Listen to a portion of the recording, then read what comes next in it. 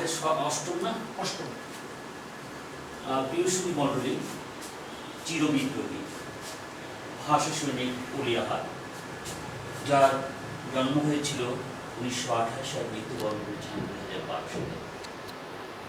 আজ দেখতে দেখতে 2020-এর আজকের এই দিনে অষ্টম মৃত্যুবার্ষিকী পালিত হয়েছে। আজকে আমরা এই করোনাকালীন সময় তার প্রতি গভীর শ্রদ্ধা নিবেদন করে কিছুক্ষণ আগেই তার প্রতিকৃতির উপর ফুল দিয়ে শ্রদ্ধা নিবেদন করা হয়েছে।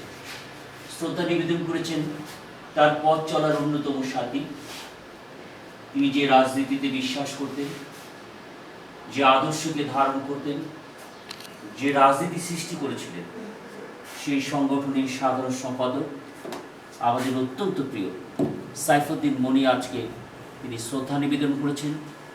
শ্রদ্ধা নিবেদন করেছেন বাংলাদেশ ন্যাপের সংগ্রামী মহাসচিব, একজন বিশিষ্ট কলম যোদ্ধা। গতকাল যার একটি লিখনী আমাদের সকলের দৃষ্টি আকর্ষণ করেছে, ভাষা সৈনিক অলি আহমেদের জীবনের উপর যিনি চমৎকার বিশ্লেষণধর্মী একটি লেখা লিখেছেন, এম গোলাম মোস্তফা ভূঁইয়া, জাতীয় জনতা ফ্রন্টের সভাপতি, যিনি বিভিন্ন নাগরিকদেরকে স্মরণ করেন এবং তার এই জাতীয় জনতা ফ্রন্টের পক্ষ থেকে নানা রকম কর্মসূচি পালন করে আসছেন। আমাদের আরেকজন কৃতি সন্তান অলিক তালুকদার সিদ্দিকী। উপস্থিত রয়েছেন বাংলাদেশ ন্যাপের অন্যতম সহসভাপতি বাবু স্বপন কুমার সাহা, এবং উপস্থিত রয়েছেন আমাদের বাংলাদেশ ন্যাপের সাংগঠনিক সম্পাদক, আমাদের অত্যন্ত আরেকজন প্রিয় কামাল ভূঁইয়া, এবং উপস্থিত রয়েছেন আরেকজন রাজপথের পোরখা নেতা, দুঃসময় দুর্দিনে সবসময় যাকে আমরা রাজপথে দেখি, আমাদের সেই প্রিয় মানুষ রফিকুল ইসলাম। উপস্থিত রয়েছেন বাংলাদেশ জাতীয় মানবাধিকার সমিতির দপ্তর উপকমিটির সদস্য, মানব সরকার সহ এখানে জাতীয় নেতৃবৃন্দ এবং সংগ্রামী বন্ধুরা। আজকে ভাষা সৈনিক অলি আহমেদ একটি ইতিহাস, একটি ইনস্টিটিউশন, এবং যার স্মৃতি, যার কথা বলে শেষ করা যাবে না। সেই বিষয়ে আমরা চুম্বক কিছু কথা প্রথমেই শুনব, যিনি গতকালকে চমৎকার বিশ্লেষণধর্মী একটি লেখা লিখেছেন, আমাদের সেই প্রিয় এম গোলাম মোস্তফা ভূঁইয়া, মহাসচিব বাংলাদেশ ন্যাপ। বিসমিল্লাহির রহমানির রহিম। ভাষাবীর, ভাষা সৈনিক অলি আহমেদের আজকে অষ্টম মৃত্যুবার্ষিকীতে আমরা তার অমর স্মৃতির প্রতি গভীরতম শ্রদ্ধা নিবেদন করি। আজীবন চিরবিপ্লবী, চিরবিদ্রোহী এই নামটি হচ্ছে ভাষা সৈনিক অলি আহমেদ। অলি আহমেদ কখনো কোনো স্বৈর শাসকের সাথে আপোষ করেননি, সেটি গণতান্ত্রিক ছদ্মাবলম্বনের স্বৈর শাসক হোক অথবা সামরিক স্বৈর শাসক হোক। অলি আহমেদের সবচেয়ে বড় যে অর্জন সেটি হচ্ছে 52 ভাষা আন্দোলন। 52 ভাষা আন্দোলনের প্রধান নেতা ছিলেন অলি আহমেদ, যে 144 ধারা ভঙ্গের মধ্য দিয়ে ভাষা আন্দোলনের চূড়ান্ত জায়গায় আমরা পৌঁছেছিলাম, সে 144 ধারা ভাঙ্গার নায়ক ছিল অলি আহমেদ।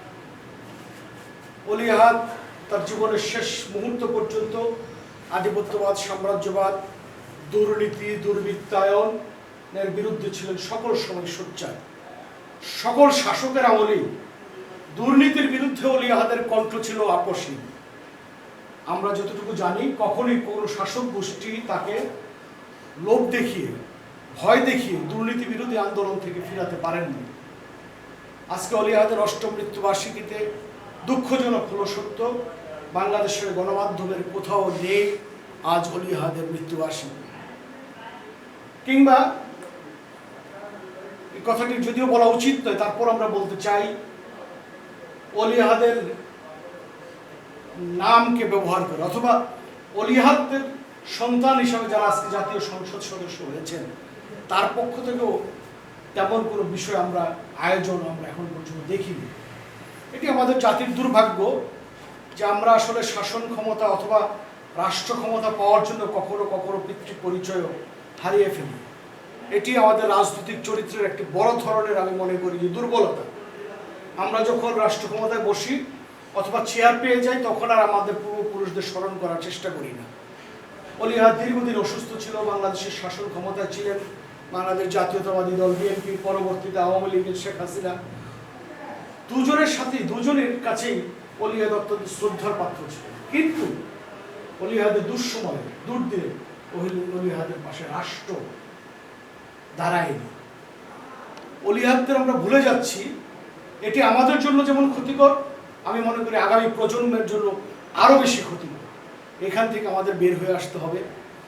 মৌলানা ভাসানী, শেরেবাংলা ফজল হক, হোসেন সৈয়দ সোহরাওয়ার্দী, ভাষামতি, Oli Ahad, even Bangabandhu Sheikh Mujibur Rahman, general MAG Osmani, বাংলাদেশের স্বাধীনতা, সার্বভৌমত্ব, জাতীয় অস্তিত্বের জন্য যার যতটুকু অবদান, তাকে ঠিক ততটুকু সম্মান করা আমাদের নৈতিক দায়িত্ব বলে আমরা মনে করি।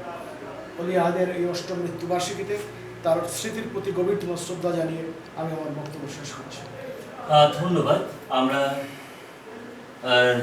রক্তস্নাত এই দুপুরে হৃদয়ের গভীরে অনেক কষ্ট নিয়ে আমরা কথা শুনছিলাম গোলাম মোস্তফা ভূঁইয়ার, যিনি বলছিলেন একজন ভাষাবীরের ইতিহাস, বলছিলেন নানা কথা, কিন্তু বর্তমান প্রেক্ষাপটে যিনি নানাভাবে অবগত। শুধু অলি আহাদ না, ভাষা মতিন সহ আমরা অনেক ভাষা সৈনিকদের যখন তাদের জন্মবার্ষিকী, মৃত্যুবার্ষিকী আসে, আমরা দেখি কিভাবে তাদেরকে বঞ্চিত করা হচ্ছে রাষ্ট্রীয়ভাবে।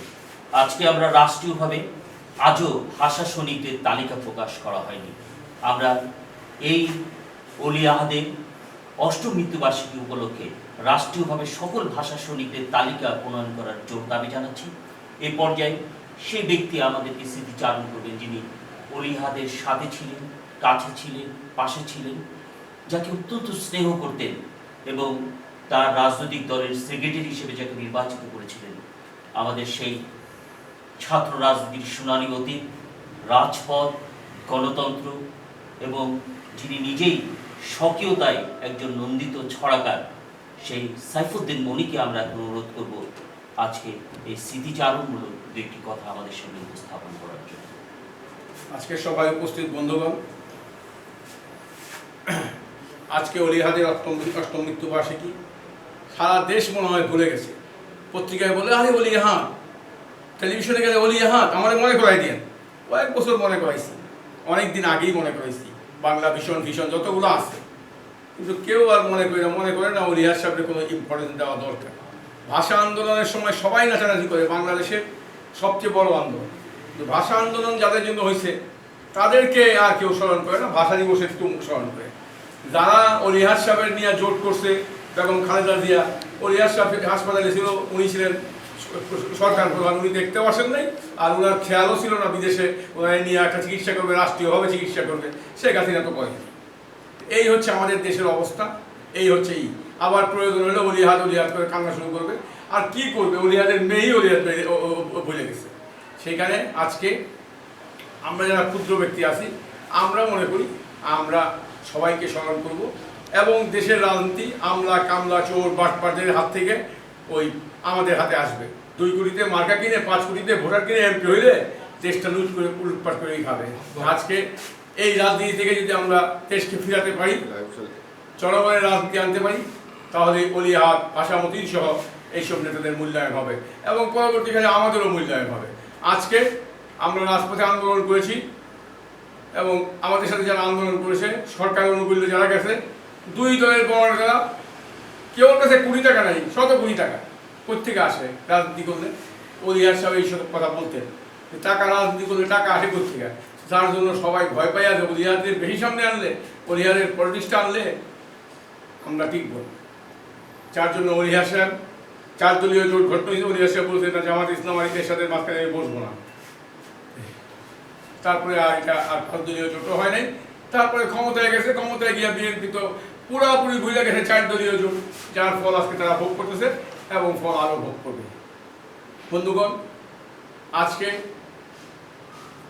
কৃত্রিম জিনিস টিকে না, এক সময় শেষ হয়। আজকে রাজনীতি কৃত্রিম রাজনীতি করে ক্ষমতায় গিয়েছেন, কিন্তু আবার নতুন করে ক্ষমতায় যাওয়ার স্বপ্ন বিলাসী থেকে যাবে। বন্ধুগণ, তাই অলি আহাদের এই মৃত্যু দিবসে আমরা অলি আহাদের প্রতি শ্রদ্ধা নিবেদন করি। আমরা কয়েকজন তার প্রতি শ্রদ্ধা নিবেদন করছি, তাদেরকেও আমি শ্রদ্ধার সাথে স্মরণ করি যে এই দুর্দিনে অলি আহাদের মতো সাহসী বক্তা যার কোনো টাকা নাই পয়সা নাই, শুধু রাজনীতি তার পুঁজি, সেই ব্যক্তিকে স্মরণ করার জন্য আমরা আপনাদের আমাকে ধন্যবাদ জানিয়ে আমার বক্তব্য শেষ করছি। ধন্যবাদ।